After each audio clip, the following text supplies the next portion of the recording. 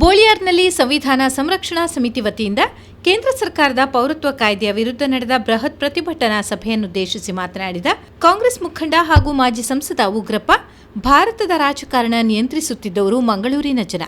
ದಕ್ಷಿಣ ಕನ್ನಡ ಜಿಲ್ಲೆಯ ಜನ ಪ್ರಾಮಾಣಿಕರು, ಬುದ್ಧಿಜೀವಿಗಳು ಎಂದು ಎಲ್ಲರೂ ತಿಳಿದುಕೊಂಡಿದ್ದೆವು. ಮತೀಯ ಶಕ್ತಿಗಳಾದ ಬಿಜೆಪಿ, ಆರ್ಎಸ್ಎಸ್ ಮಾತಿಗೆ ಬೆಲೆ ಕೊಟ್ಟು ಅವರಿಗೆ ಬಹುತೇಕ ಸ್ಥಾನಗಳನ್ನು ಜಿಲ್ಲೆಯ ಜನ ನೀಡಿದ್ದೀರಿ. ಆದರೆ ಈ ಭಾಗದ ಶೋಷಿತ ಬಡ ಸಾಮಾಜಿಕ ನ್ಯಾಯದ ಹಿನ್ನೆಲೆಯಲ್ಲಿ ನ್ಯಾಯ ಕೇಳುವವರಿಗೆ ಬಿಜೆಪಿ ಕೊಟ್ಟಿರುವ ದೇಣಿಗೆ ಏನೂ ಇಲ್ಲ. ಈವರೆಗೂ ಬಿಜೆಪಿಯವರು ಜಿಲ್ಲೆಯ ಜನರ ಜೀವನ ಹಸನು ಮಾಡಲು ಯಾವುದೇ ಯೋಜನೆಯನ್ನ ಜಾರಿಗೆ ತಂದಿಲ್ಲ. ಜನಾರ್ದನ ಪೂಜಾರಿ ಇಡೀ ದೇಶದ ಬಡ ಜನರಿಗೆ ಆರ್ಥಿಕ ಕ್ರಾಂತಿ ಮಾಡಿದವರು. ಅವರು ಕೂಡ ದಕ್ಷಿಣ ಕನ್ನಡ ಜಿಲ್ಲೆಯವರೇ.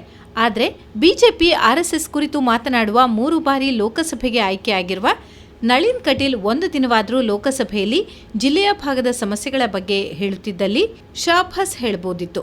ಆದರೆ ಒಮ್ಮೆಯೂ ಪ್ರಸ್ತಾಪಿಸದ ನಳಿನ್ ಕಟೀಲ್ ಇಸ್ಪೀಟ್ ಎಲೆಗಳ ನಡುವೆ ಜೋಕರಿದ್ದ ಹಾಗೆ ಅನ್ನೋದು ಬೇಸರದಿಂದ ಹೇಳುತ್ತಿದ್ದೇನೆ ಎಂದರು. ಬಹುಶಃ ಈ ಭಾಗದ ಜನಾರ್ದನ ಪೂಜಾರಿಯವರು ಈ ದೇಶದಲ್ಲಿ ಒಂದು ಆರ್ಥಿಕ ಕ್ರಾಂತಿಯನ್ನ ಮಾಡುವಂತಹದರ ಮೂಲಕ ಬಡ ಜನರಿಗೆ ಸಾಲ ಮೇಳದ ಮೂಲಕ ಸಾಲವನ್ನ ಕೊಟ್ಟಂತ ಏಕೈಕ ರಾಜಕಾರಣಿ. ಇಂದಿರಾ ಗಾಂಧಿಯವರ ಕಾಲದಲ್ಲಿ ಯಾರಾದರೂ ಇದ್ರೆ ಅದು ಈ ಭಾಗದ ಮಣ್ಣಿನ ಮಗ ಜನಾರ್ದನ ಪೂಜಾರಿಯವರು ಅನ್ನೋದನ್ನ ನಾನು ಅತ್ಯಂತ ಬದ್ಧತೆಯಿಂದ ಹೇಳಿಕೆ ಬಯಸ್ತೇನೆ.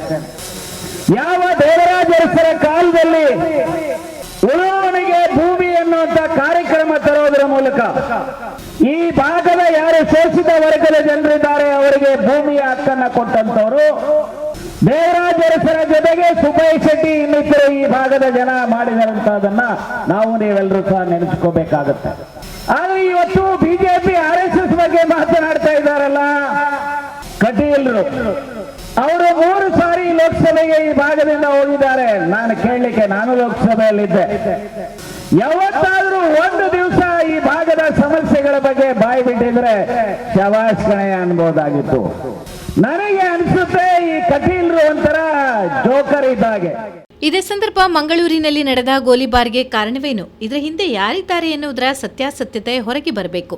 ಇದು ಸರ್ಕಾರಿ ಪ್ರಾಯೋಜಿತವಾದ ಕೊಲೆಯಾಗಿದೆ ಎಂದು ಆರೋಪಿಸಿದರು. ಮುಲ್ಕಿ ಜುಮ್ಮಾ ಮಸೀದಿಯ ಎಸ್ಪಿ ದಾರಿಮಿ, ಜನತಾದಳ ಮುಖಂಡ ಎಂಬಿ ಸದಾಶಿವ ಮತ್ತಿತರರು ಈ ಸಂದರ್ಭ ಮಾತನಾಡಿದರು.